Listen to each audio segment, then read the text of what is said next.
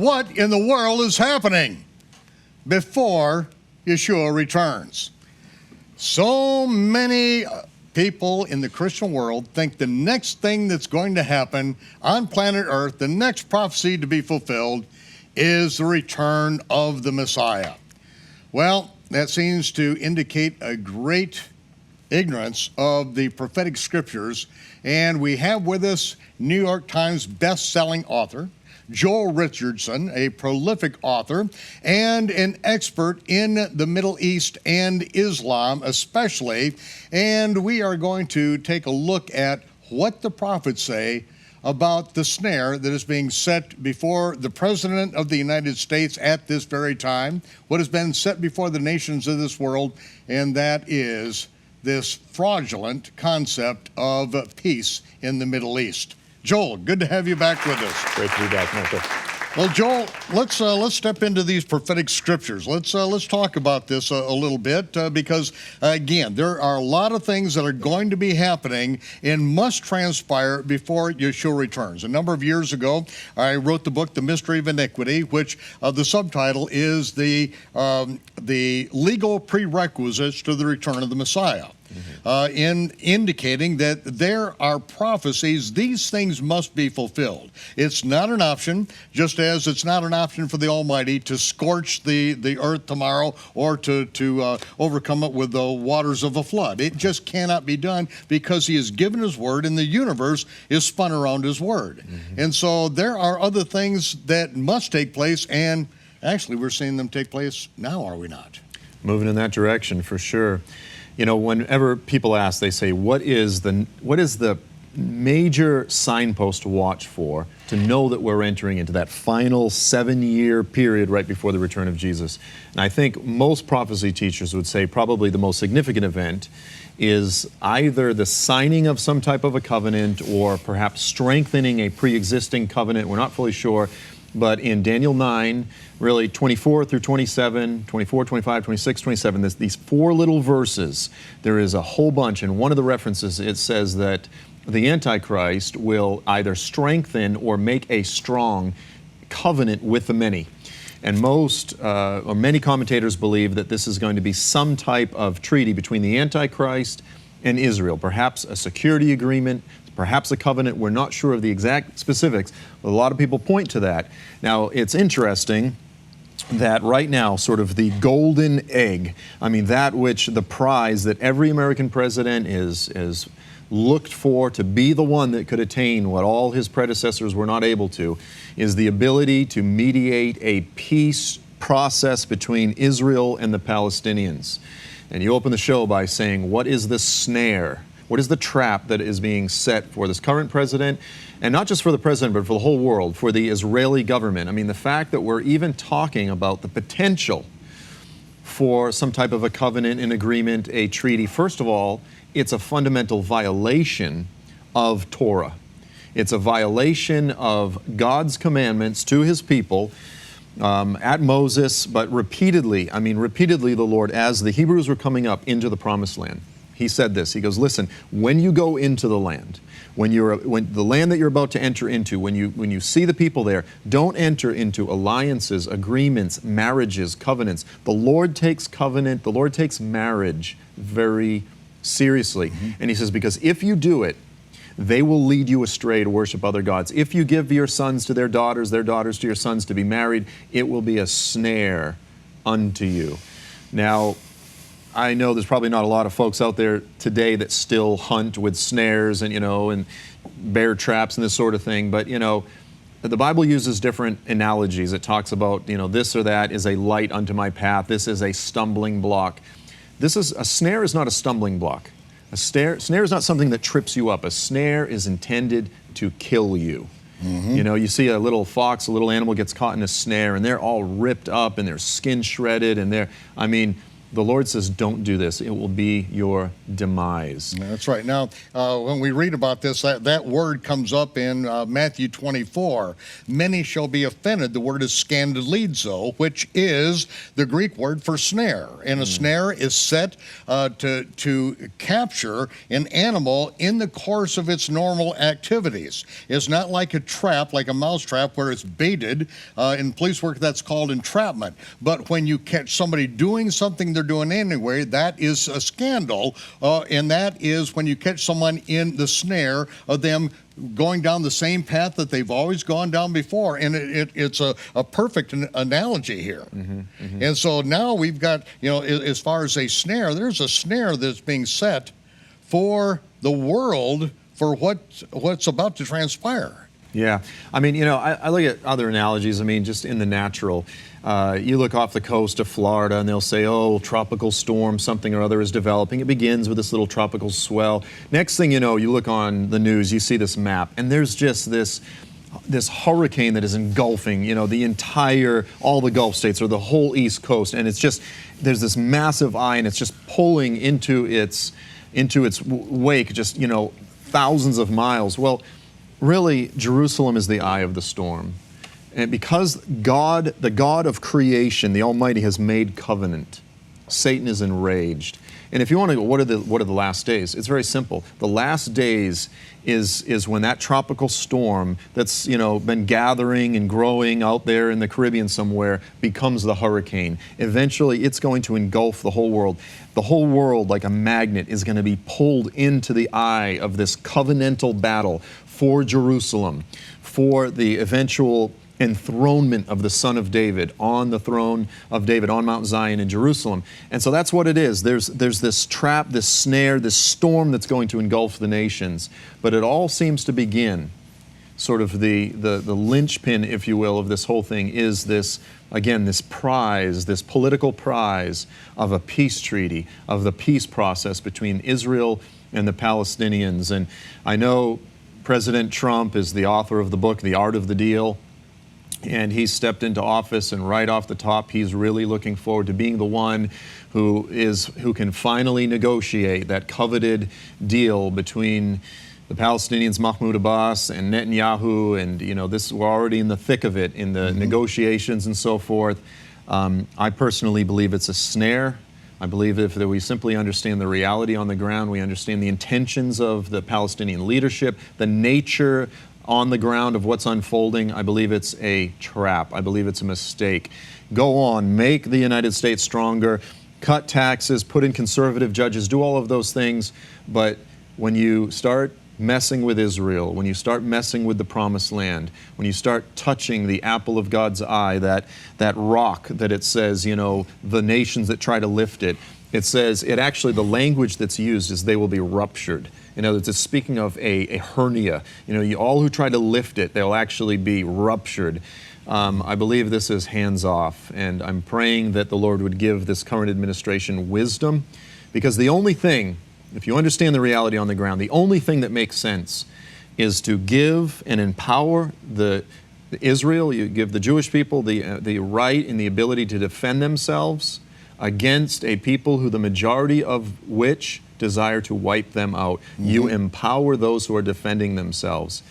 Well, this is one of the things, the encouraging thing that I saw with Trump and how he handled this with the meeting with Netanyahu, saying one state, two state, it's more like you have to work it out, and recognizing this problem that they have, that you can't negotiate with people that want to kill you. Right. You say, well, we want to wipe all the Jews off the face of the earth. Well, how do you compromise with that? Well, how about if we just wipe off half of them? Is that how you compromise? At least there was a glimmer of hope. It's like one state, two state, it's not in our hands. And hopefully our president will be smart enough not to stick his neck too far into this thing, but to stand with Israel and support Israel. Because again, if you curse Israel, you're going to be cursed.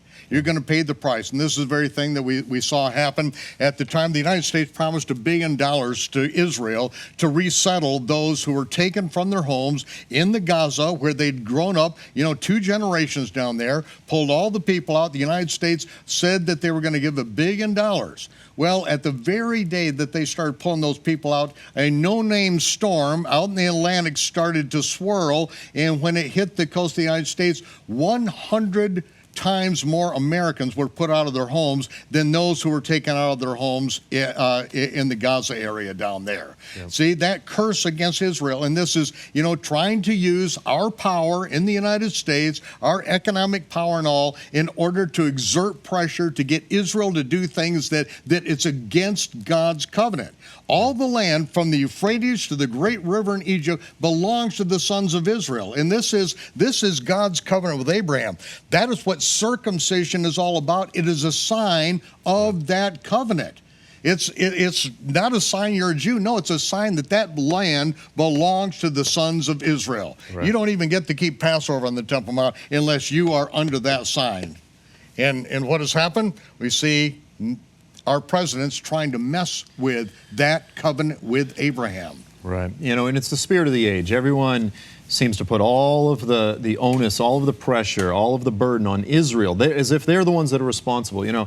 I always say the message of the world to believers, the message of the world to the church, to the Messianic community, really, if you boil it down, it's this: shut up and go feed the poor. The world loves it when we go minister to the poor, when we serve the needy. That's wonderful. You go do your little acts of service, but shut up with your message. You go, yeah, we're going to continue to feed the poor. We're going to do it more diligently, but we're not going to shut up. The message of the world to the Jews is roll over and die. Do you remember Helen Thomas? She was sort of that famous rabble-rouser in the White House press corps. NPR. And she comes out and they said, well, wait a minute. She was complaining about Israel. And they said, well, what should they do? And she goes, they need to go the hell back to Europe. That's what they need to do. And you go, whoa, wait a minute, what? This is the message of the world. They have no right to be there. They invaded these other people, all this kind of nonsense. Go back to Europe. Okay, well, what's going on in Europe? Anti-Semitism is exploding. So really the message of the world, when you really boil it down, is just roll over and die so we can finally have peace. So there's this constant We don't want push. your God. We want no remembrance of your God. We want no moral restraints whatsoever. We want to live our life the way we want to without any repercussions or even thought that we will stand before a righteous judge, which is represented by the nation of Israel as his prophets to the world. Exactly.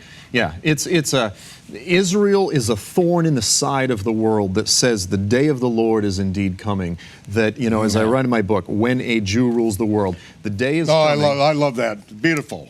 When a Jew rules the world. This is the day that we're all looking forward to. Exactly. Well, we are. There's a day, yeah, some of us are.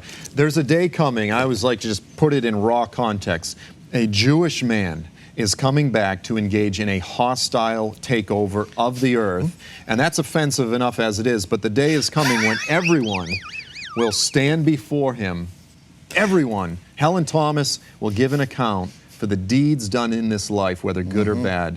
And a Jewish man is going to judge the nations. Yeah. This is a serious thing. And yeah, so Israel is a constant reminder in the side of the nations. The day is coming when this Jewish man is coming back, that he has been chosen, he has been appointed to rule the nations by the Almighty.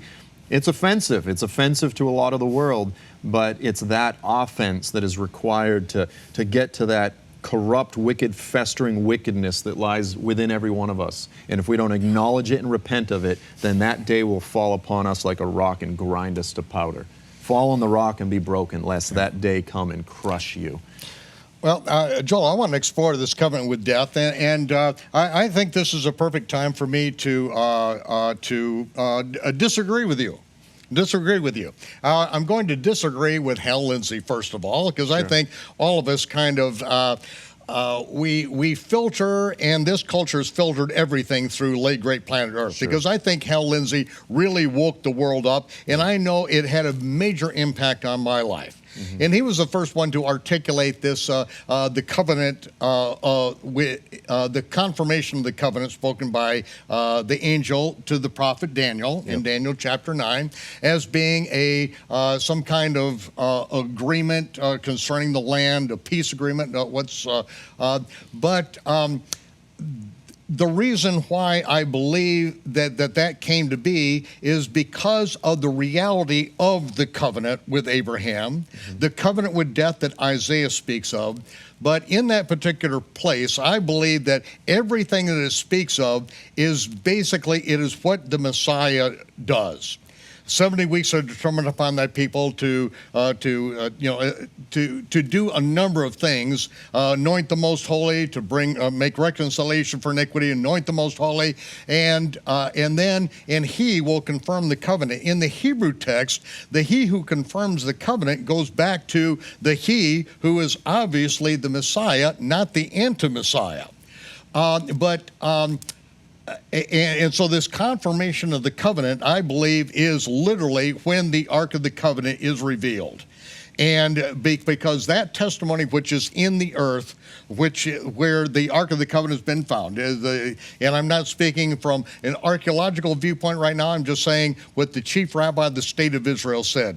That the Ark of the Covenant, he's been in the chamber, it's in the Temple Mount Moriah, he's seen it, he's been there, he's seen it, and there were other rabbis that went in with him that have subsequently revealed more information on this particular thing. So this is a major thing. It's something that I have seen in my life. I've had divine appointments that's worked together over a 20-year period to establish and to understand that particular thing that, I wouldn't have gone there myself, would never have gone there without it being revelation on that. So that being said, that's my position on that, okay? And so I'm just letting people know out there that we can disagree on things, and, I'm not going to tell you you're going to hell, you're not going to tell me, we're taking a look at the world and the information we have and putting it together with what's going on. Okay, so that being said, I may have a different position on that particular thing, that particular covenant, but really what we are talking about is Isaiah's prophecy concerning this covenant with death, this agreement with hell, that Israel's leaders would do wickedly against the covenant. Right. And that covenant is the covenant that Almighty God made with Abraham, of which all the land from the Euphrates to the Nile, I say the Nile, it says the great river in Egypt, I say let's take it all the way. Take it as far as we can. Let the Almighty figure it out if it's going to be less than that. But all that land belongs to the sons of Israel. And Joshua was told, you are not going to get all the land at once. You go into the land, if I gave it to you all at once, your number is not sufficient to inhabit the land. The wild beast would come in and overrun the land before you grew in a number large enough for that. I'm going to give it to you by little and little. But yet that covenant remains firm. Yep. That all this land belongs to the sons of Israel, Abraham, Isaac, and Jacob, and nothing is going to stop that from happening. I say, it's the 4,000 years ago, the creator of the heavens and the earth made an everlasting covenant with Abraham. All the land from the Euphrates to the Nile belongs to the sons of Israel. Shockwaves will shake the earth as heaven reaches down to fulfill that covenant, and every nation that stands against that covenant will find themselves on the battlefield against the Almighty. Right. This covenant, this is a major thing, and this is what our nation's leaders, this is what the United Nations, this is what the world is going against that covenant, to try to get Israel to go away, to give land for the promise of peace. Right. And Isaiah says that the Almighty will annul that covenant with death. Yeah. Their agreement with hell will not stand. There will be an overflowing scourge. Violence will interrupt that very thing. Yeah. Yep. And so now we've got a president who's got it on his plate. We know that this is the art of the deal. Why wouldn't he want to go there? Yeah. Just by the five senses. May the Almighty interrupt this thing to where at least what we do is stand with Israel. Yeah, exactly. I mean, look, initially President Trump said that he would move the capital of Israel to Jerusalem. Everyone said, Yahoo. All of those in the believing community said, Yahoo. it seems to be as though that he has backed off on that because it doesn't seem to be pragmatic. And so we are seeing that many of the somewhat flamboyant promises maybe made on the campaign trail, he's now facing the pragmatic realities now that he's in office. And the truth is, most of us welcome that to a degree. You know, some of it we welcome. Reality is always a little bit, you know, it's always easy to sort of criticize from the outside and comment on things from the outside, but when you're in someone's shoes, okay, now you have to deal with reality. Well, hopefully he'll, in terms of this issue with the peace deal, he'll realize, oh, you know, it sounds good to say we're going to have a peace deal, but in truth, the reality is the best thing we can do is simply give the Israelis the tools to live at peace and to defend themselves. Now, listen, you really have two issues sort of, well, not contradicting, but in conflict in Torah. On one hand, don't enter into agreements, covenants with the pagans because they worship other gods. You know, I mean, in modern times, this sounds so intolerant, they're called to go in and wipe out all of the inhabitants of the land. Well, you have to understand, these people were sacrificing their children to Molech. They were engaging in orgies, thinking that they can get the fertility gods and goddesses to make, just the perversion, the corruption, the wickedness, not to mention the corruption of the seed through the Nephilim and their descendants and just all that was going on there. God says... Yeah, complete debauchery that who knows what was stopped because they were stopped in their tracks at that time. Yeah, exactly. And, people say, well, okay, so that's back then, but, the Palestinians today, they're not sacrificing their children to Molech. And you go, he might not be called Molech anymore, but they are indeed sacrificing. The god of death. The god of death. They treasure death more than... They said to the Persians, more than they loved drinking their wine. Yeah, as Gold in My Ears said, we'll have peace when the Palestinians love their children more than they hate the Jews. Yeah. I mean, it's very simple. But now there is the other reality. The Torah also commands the Jews to treat the strangers, the inhabitants that live in the land, as if it's one of their own. So they're commanded to treat their enemies with kindness. It doesn't mean that they're to sacrifice themselves and live foolishly, but there is this command to live in a righteous, generous way. And in fact, the Israelis largely are a very generous people. They're treating Syrian fighters, they're bringing in Syrians and different people and treating them in the hospitals. They're treating Palestinians. Look, they live with a higher ethical standard and yet a higher level of criticism than virtually any nation in the world. But there is this reality. What I'm trying to say is Israel is not called just to wipe the Palestinians out. That's not their call. But they must resist this temptation, the way of the world, the spirit of the age, to try to buy into the deception, the snare, that they need to enter into some sort of comprehensive peace treaty. No, Israel simply has to continue to be righteous, to treat them with kindness, but by all means defend themselves, protect their people. That's what government is established for. And by the grace of God, the Lord will continue to give wisdom to this current administration, and that He'll partner with that program for wisdom as well. We see this this covenant with death, this agreement with hell. We see those words of Isaiah really echoed into the past, all the way back to Abraham's covenant with the Almighty, and Israel's commandment not to enter into covenants with those people. And this was one of the big things that happened in my life. It was now well over 40 years ago, began working on the chronological Gospels, and in that was the biblical calendar, which you have to understand that very thing first. But it was in 1993 when Israel entered into the Oslo Peace Accord that every bit of that was echoed in Isaiah's prophecy. But it may not have been the final fulfillment, but we saw everything about that. Israel's leaders doing wickedly against the covenant. They make an agreement with hell, a covenant with death. And in that, they promised that they would give over land for the promise of peace, which is, and the Almighty said, I will annul your covenant with death. Well, that happened to be, by their own terminology, there's a sign in the White House lawn, a 7-year agreement.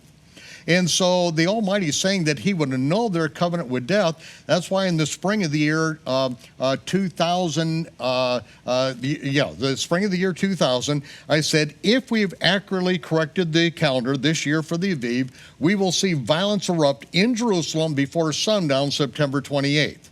Now, I said that not because there was any revelation. It's simply this covenant with death fit this so precisely that if the Almighty is going to annul this covenant with death, and he's going to do it by violence, it has to be done before sundown, September 28th, because that is exactly 7 years. From Yom Teruah to Yom Teruah is exactly 7 years. It would have to happen before sunset. That was the day Aaron Sharon that morning went up on the Temple Mount, opened the book of Ezekiel from his wife's Bible, who was a Messianic Jew that passed away. He read that, and that's when the second Intifada began, right then. That ancient prophecy being fulfilled today. That's why I say Bible prophecy is being fulfilled today. But it may not be the final fulfillment of that. Right. Because we saw, from there, they had another agreement that was at Camp David that summer. 7 years later is again a 7-year agreement. And so people are again looking at, is this the prophecy of Daniel? Yep. And then 7 years later, it was Camp David. 7 years later, it was Annapolis. 3 times 7, right down the line. And each one of these things, Joel, it looks like we are being told by heaven, look up. Look up. I am active. I'm doing things. I'm fulfilling my word. I'm giving you advanced warning, because this thing is going to get really rough. As the trumpet of Joel, which is your nomenclature, we see that we got big things that are going to be happening. Do we not? Yeah, absolutely. I mean, I think that's the reason Jesus uses the analogy of birth pangs. It's very simple. Birth pangs come. You have your first child. You have what's called the Braxton Hicks. You go, I think this is it. You run to the hospital. No, that's not it. But there are sort of these waves, these repeated echoes of that which is going to come to a culmination in the last days with the ultimate covenant with death, if you will. And we've been given fair warning. We've been given these waves of foreshadows of what's to come. And I truly believe that we are quickly approaching that final period that will initiate those final 7 years. I mean, we're moving rapidly toward that time. Amen. We need to be ready. We are. With Islamic influence now firmly seated in the Western world, undeniable progression toward the end times is well underway. What role does Islam play in the fulfillment of biblical prophecy? I believe the Islamic world is a missionary evangelist playground, and I want to see and I want to be part of the things that the Holy Spirit is doing in the earth, and there are amazing things that He's doing. In What in the World is Happening Before He Returns, Joel Richardson and Michael Rood reveal how to bring the truth of Yeshua to a Muslim world until the fullness of the Gentiles has come in. It's like, get out there, we got to change the world, because the world is changing and it's going to devour our children and our grandchildren. Order What in the World is Happening Before He Returns right now on DVD, Blu-ray, or USB. You'll get all 4 episodes as seen on Shabbat Night Live. What if our priorities were a little more focused on the gospel? I think the world would be a radically different place. Pre-order now or order online at aroodawakening.tv/happening. We are discussing Israel's covenant and a particular treaty I almost try to pronounce, but the only Arabic word that I know really well is hakifati, which means utter nonsense, which works in a lot of things. But a man who has spent his life understanding Islam, knowing how to and actively ministering to Muslims, not only in America, but around the world and behind enemy lines. Joel Richardson, tell us about this treaty, which is... This is your bailiwick to pronounce this. Sure. So in the life of Muhammad, when he was sort of early on, I guess I'll say starting his cult, he had been kicked out of the city of Mecca. Again, Mecca is where all of the pagans at that time used to take every month, 1 month a year. It's called Ramadan, the month of Ramadan. They would make pilgrimage up to the shrine in the middle of the city. And so this is called Hajj. So every Ramadan, they would make Hajj. Well, Muhammad had got kicked out of Mecca by the most dominant tribe in the area, the most powerful tribe, which were the Qurayshis.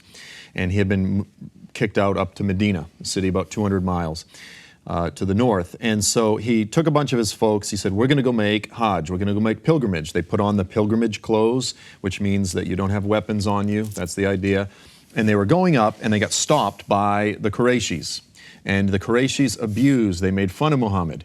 At that time, Muhammad had about 1,200 men, okay? So the Muslims, the Muslim movement was about 1,200 men, add wives and families, a few thousand people, And they basically said, what are you doing? He said, we're going up to make Hajj. We're going up to make pilgrimage. And they said, no, you're not.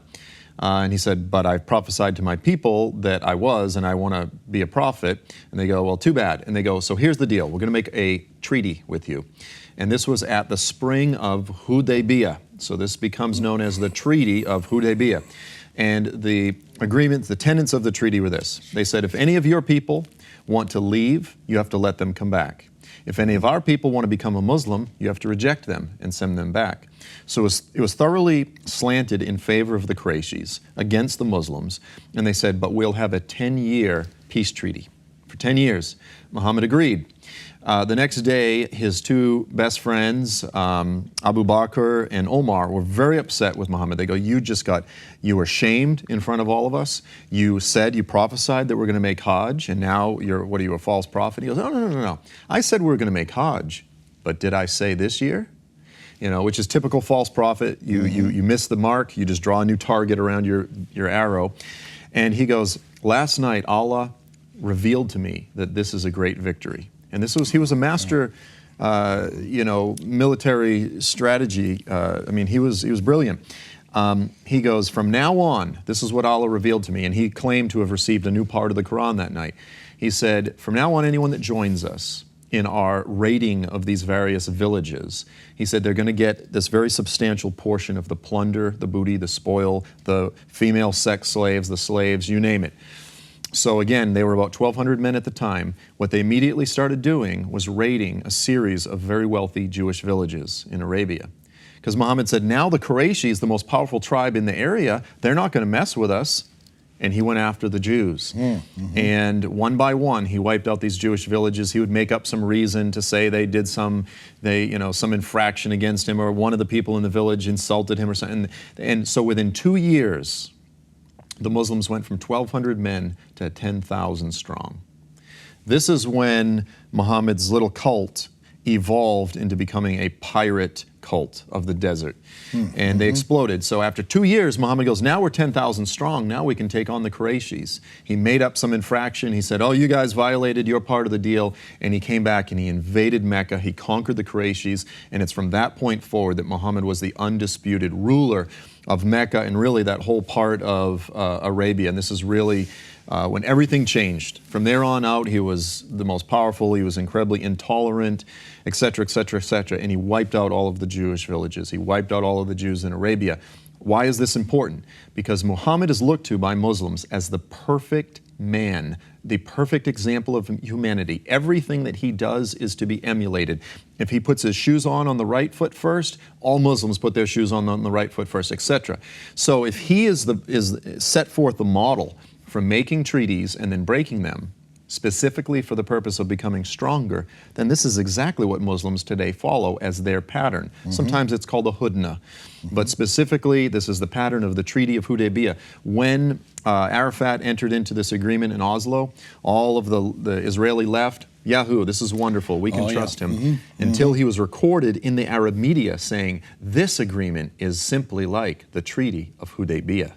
Those who understood Islam knew exactly what he was talking about. Right. In the Western world, completely oblivious, and there's no reporters that's going to tell the truth concerning this, just like as we see with CNN. Can't possibly tell the truth. Living in Israel, when you see what they report and what's actually going on, you realize that this is all propaganda, pure propaganda. Right. And so, the America and the American population is really kept in complete darkness about what the Palestinians are doing, and now we're seeing the repercussions. Exactly. Every president comes along and says, we're going to make a treaty with the Palestinians, and this one voice over here says, you can't do that. And they say, well, why not? He says, because you must understand, in the Palestinian territories, they spell treaty R-E-L-O-A-D. It's reload. And they go, oh, okay, I think I'm starting to get it. It's a waste of time. It's foolishness. It wastes everyone's time to try to engage in a treaty with people who believe treaties are only there to become more powerful, ultimately to defeat the Israelis. It's foolishness. Let's talk a little bit about Turkey. You have your book, The Islamic Antichrist, in New York Times bestseller. This is something that is being read all over the world, and you are drawing on some of the things happening in Turkey as being a potential for this being the setup for the Antichrist and Antichrist. What's your position on that? So this book was initially written in 2003, 2004. Self-published it in 2005, 2006, then it was republished all the way back. So this is now 14 years ago. I state very clearly, at the time Turkey was looked at as a very secular, moderate nation, great ally of the United States. This is the model, the bridge between Europe and the Middle East. We want to replicate the Turkish model all throughout the Islamic world. They're leaning more secular, et cetera, et cetera. That's what was being said in the news back then. I said, right now, there's no reason to believe that Turkey is about to emerge as the leader of a Muslim empire, to emerge as an Islamist, nationalist entity. But that's exactly what the scriptures teach. I said, we have to go not with what's unfolding on the earth, but what the scriptures say. And how do the scriptures say that? Because, we have to look beyond the English in order to even say that. Yeah. So there are a handful of passages that we could look at. One of the biggies, of course, is Ezekiel 38, 39. Now, what most people, again, the Hal Lindsey model, what they say is that Ezekiel 38, 39, the Battle of Gog, Magog, they go, that's a Russian-led Middle Eastern invasion of the Middle East. Now, you have a handful of names in this prophecy. It's Gog is the leader of the invasion, and he's from Magog, and he's the chief prince of Meshech and Tubal. Gomer, he's the head of Gomer to Gorma, Persia, Put, and Cush. Okay, so we've got this big list of these ancient names. How do we understand these names? There's two primary methods of interpreting them. One is you follow what I call the bloodline, lineage, migration, wild goose chase. You trace them down through history. You go, well, the Meshechians became these other, Magogians became the Scythians. They migrated around the Black Sea up into the Russian steppes, and then they mixed with the Scandinavians and they became the Russians. And so Russia, it's all about Russia. And this is what Hal Lindsey does, etc. Mm-hmm. The other method is you simply look at the names as they were understood by Ezekiel, by Ezekiel's immediate audience. How did the prophet understand these names? Where were they in his day? It's not about bloodlines so much as it is about geographic correlation. Persia is modern-day Iran. Cush is modern-day northern Sudan. Lud would be Lydia, or Put would be Libya. So I argue that we should go with one method or the other. If you want to do the lineage thing, and you say, well, Magog becomes Russia, the problem is all of the names listed in Ezekiel's prophecy are Japheth. They're the children of Noah, the Japhethites. They're the white people, the Caucasians of the earth, So according to how they reckon ethnicity, I guess you and I would be considered Caucasians. We trickle down out of the Caucasus Mountains or something like this, however this works. Well, the bottom line is, it's not just Russia. You go, for instance, Gomer. Who did Gomer become? Well, Gomer became the Gemari, became the Cimmerians, became the Gauls, became the Celts. When's the last time that you saw a book that says the coming Scottish-Irish invasion of Israel? All right, that's not very popular. But Russia, oh, that sells. That's that's become very popular. I say forget this whole bloodline lineage thing, because you basically end up with the whole world. You end up with Australia, Canada, the coming Canadian invasion. No, it's talking about these peoples as they were understood by Ezekiel in his day, and it's pointing to Gog is from Magog, the chief prince of Meshech and Tubal. Every scholar, every Bible atlas that you open up will say that was Asia Minor, that was Turkey. That was Turkey. And so we might not know precisely all of the details, but it overwhelmingly points to the region of Turkey as the leader of this coming Middle Eastern coalition, along with Iran, along with Libya, along with Sudan. And it just so happens that all of the constellation, the movement of the nations today is falling right in line. And so since I wrote the book in 2004, again, the past 13, 14 years, Turkey has emerged exactly as an Islamist dictatorship with a nationalist. I mean, under Adolf Hitler, they had They had German Aryan nationalism. Right now we have an emerging pan-Islamic nationalism and Islamism, and this call, this drive to revive the caliphate, to bring back the Ottoman Empire. And I believe there's a strong possibility that we are seeing the resurrection of the beast, of that seven-headed beast, that seventh head that suffered a fatal head wound in 1923, when this empire that existed for well over 500 years, arguably the Islamic Empire existed for 1,300 years, it was abolished. And the caliph, the leader of the Islamic world, was abolished. That office was abolished. I believe we're seeing it come back in our day. And the beast that suffered the fatal head wound may be coming back right in front of us. Yeah. And that beast is not a person. I mean, this is what they've tried to do in the Western world, making the beast a person rather than a nation or a political entity. Yeah.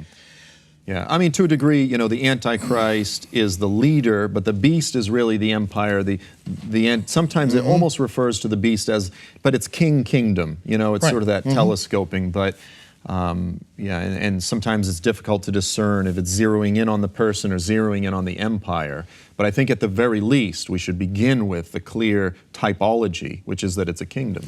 Well, I want to get into some of these prophecies in Daniel with you in a little bit, but let's step over and talk about the president of Turkey, about the Islamic Antichrist, and how you see that particular thing all in play. Yeah.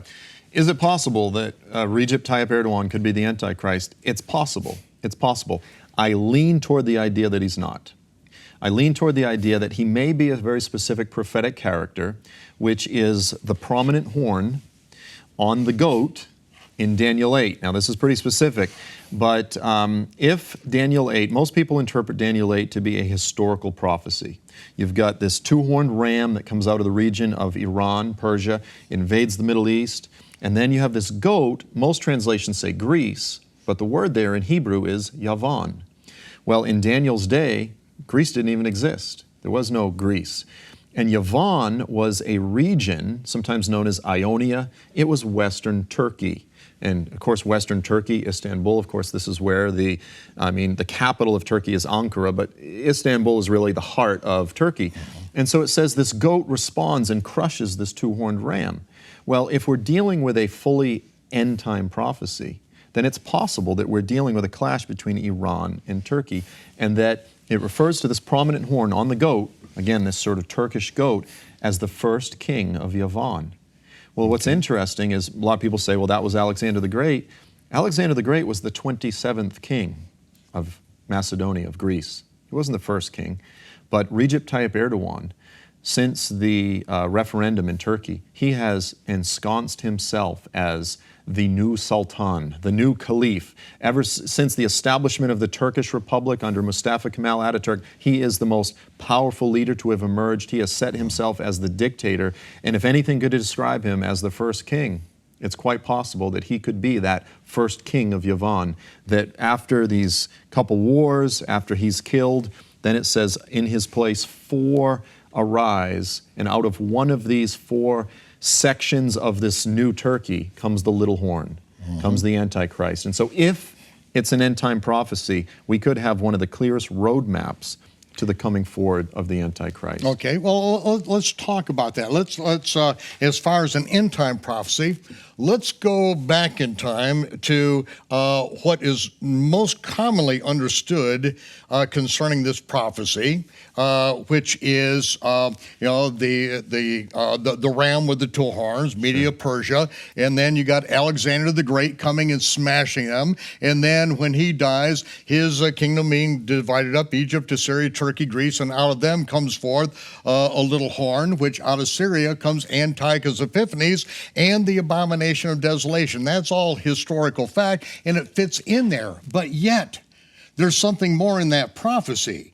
The angel tells Daniel that this is concerning the end time. Yeah.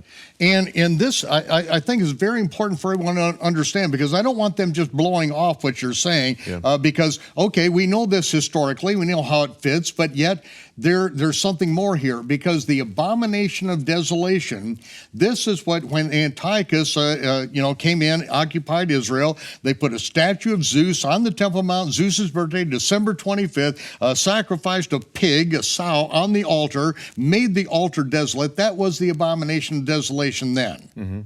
And if we had the book of Maccabees still in the 1611 King James Version of the Bible, and they hadn't taken it out in 1825 by the American and British Bible Societies, we would understand this a little bit more. But yet Yeshua said in Matthew 28, concerning the time of the end, he said that when you see the abomination of desolation spoken by the prophet Daniel, stand in the holy place, let he who reads understand. Mm-hmm. Another, what does this mean? You read it, you have to understand that there's more than one fulfillment of this. Sure. This has transpired in the past, which gives us a picture of the future. Mm-hmm. And so what you're doing is you're taking us into the future, and I believe that with how the Almighty has directed your life, with your command of this history of this part of the world, that your interpretation of this has to be listened to very carefully. So I wanted to say that as a preface, that I want to hear more. I want to hear more about this, because this makes sense concerning Turkey. Mm-hmm. 2003, we were going up to Turkey. This is where we take a little vacation time. The people that need to renew their visas for Israel, we'd go up there for a weekend and all, and it was wonderful up there.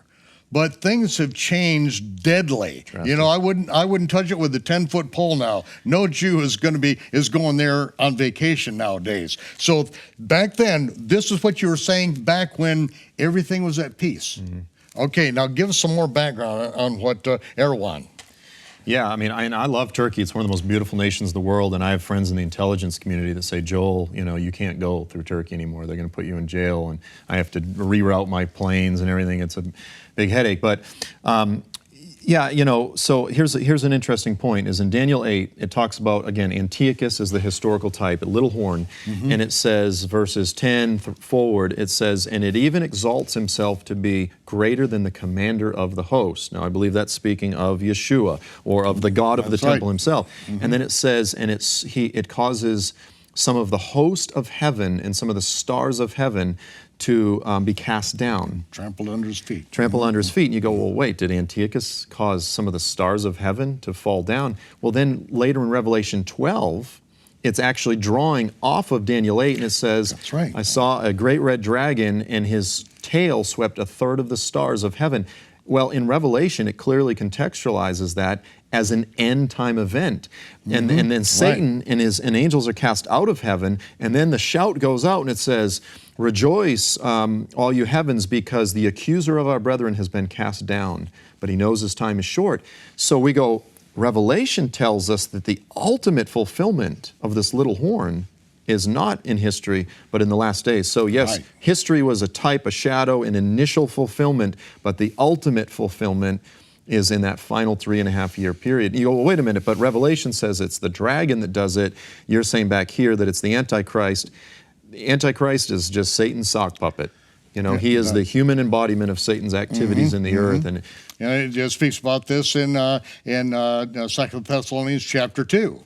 About the man of sin being revealed, apocalypto, suddenly uncovered. And that's why, I don't get real into, who is that person, because when he's suddenly uncovered, we'll know who he is, but still we have to be aware, and it is Satan who inhabits him. When he is cast out, taken out of the mesos, is what it says in Thessalonians. And the word mesos is only used in the book of Revelation. That's the area of the throne room of God where Satan stands as the accuser of the brother. And he holds fast to that position. Mm-hmm. He doesn't want that position to go. It takes a war in heaven to then, where he is then comes down to the earth. He knows but he has but a short time. And how long does he have? 3.5 years. That's right. A times and a half time, 1,260 days, 42 months. It's all the same thing. Go right back to Daniel 8, back to Daniel 12. It's all there. It's telling one story, and it's concerning the last times, not Antiochus. Right, yeah. Yeah, and so, I mean, you know, you look at things like that, you go, Antiochus doesn't completely fulfill all that's being said of him. So That's we right. know that there's eschatological references. Interestingly enough, even this issue of the four horns, like you said, usually people say it's Lysimachus, Cassander, Ptolemy, and Seleucus. So, you know, Egypt, Assyria. But actually, there was actually a fifth. There was Antigonus. Antigonus he came the closest to conquering all of Alexander's dominion. He was this amazing character, and it was 23 years after Alexander died before he was killed. But then even his son Demetrius took an area. So even the history there, most Christian commentaries will say clearly 4, but in truth there were really 5 horns. So there's another reason to go, maybe it's pointing to something else at the end. And then as you said, Gabriel says very clearly, Daniel, son of man, listen to me. The vision concerns the time of the end. It concerns the appointed time, the final period of indignation. And so it's Final period, not the only indignation, but Right. the final period of indignation. So, you know, with regard to the end times, look, we see through a glass darkly. We need to be humble. If there's one arena of theology that we need to be humble concerning, it's definitely the end times, the future. We need to be watchful. We need to be in prayer. But we need to consider some of these alternative possibilities to watch and pray as the events unfold in the earth. When the time comes, it will become clear. Let's talk, we just have a few minutes left, but the revival of the Ottoman Empire as this is now starting to move out of Turkey, and you know, some hope for the end here. Yeah, I mean, well, you know, the thing of it is the scriptures say that the beast system, this 10-nation coalition, is going to emerge. Some people think it'll be completely global. I tend to see it being a little bit more regional with dramatic global reach. But over and over and over again, the scriptures in Daniel and Revelation refer to this system of the Antichrist as having 10 horns, 10 horns, 10 horns, of course, plus the Antichrist. So I tend to see it as a little bit more of a regional entity. It talks about some nations will escape his hand. In Daniel 9:27, it says wars are decreed until the end. I go, wait a minute, if wars continue, that means there must be foreign resistor militaries, which mean there must be some resistor governments. It says that news from the north and the east will alarm him. I believe that there will be some nations that will not fully be succumb to the system of the Antichrist. Could be wrong, but the point is something is coming, and it is going to wreak unparalleled havoc on the earth. There's going to be a persecution. We need to be prepared for that. But the good news, the message of hope is that beyond this brief period, this short time, this little while, this 42 months, this 3.5 years, you know, we go, I can't live through the 3.5 years. You go, forget 3.5 years. The Messiah is coming back to crush all of the previous kingdoms, all of the pagan kingdoms, this whole present age, this whole present system, all of the things that make us groan. Every day we get up, we open the laptop, we look at the news, we groan, we sigh. We see the corruption, the decay in our own nation. We see the abortion, we see the racism, the violence, this, that, all of the things that make us sigh. Those things are coming to an end. Those things are coming to an end. And Yeshua the Messiah is going to restore the throne of David from Jerusalem. The knowledge of God will cover the earth as the waters cover the sea, and we will go up to Jerusalem. No longer will we merely sing about Jesus or look at paintings. We will see him in the flesh with our eyes. We'll smell the divinely created recipe of incense. We'll smell the barbecue, the temple barbecue as the fragrances, and we'll hear the sound of those singing in the temple, singing the praises of the Messiah as he's on the throne. That day is coming, and we can rejoice. Sometimes it feels dark, it feels scary. We see what's unfolding in the earth. Lift up your head, lift up your eyes, the scriptures say, because your redemption draws near. That's what we need to fix our eyes on. That's biblical hope, and that's what I'm living for, and I know that's what you're living for as well. Amen. Amen. Well, that day is a little bit far off at this point, and we've got a job to do until then. Yes, we do. Everyone is looking for the signs. What are the signs of the end? It's like, okay, here's the sign. Go into the whole world, preach the good news, preach the gospel that I have been teaching and preaching, and I'm with you. Yep. That's the sign. Yep. And until he comes back, until our rotted body, beheaded body is pulled out of the grave with a new body, or our mortal body puts on immortality, I think that's the most important sign, that we get out and do what he said to do, because we'll be rewarded for all of eternity for being faithful and doing what he said to do. Amen. Amen. We're going to have to come back and deal more with the temple, the restoration of the temple, what's getting ready to happen in the land of Israel. We're going to do that, but we can't do it now. We have another week ahead of us. Ladies and gentlemen, I'm going to close with prayer. Yivarechecha Yehovah v'yishmerecha. Ya'ir Yehovah panav elecha v'yichanecha. Yisa Yehovah panav elecha v'yisam lecha shalom v'shem Yeshua HaMashiach Sar Shalom. Yehovah bless you and keep you. Yehovah make his face to shine upon you and be gracious unto you. Yehovah lift up his countenance upon you, give you peace in the name of Yeshua, the Prince of Peace. Amen and amen. Shabbat Shalom, Torah fans. Shavua Tov. We'll see you next week here, Shabbat Night Live.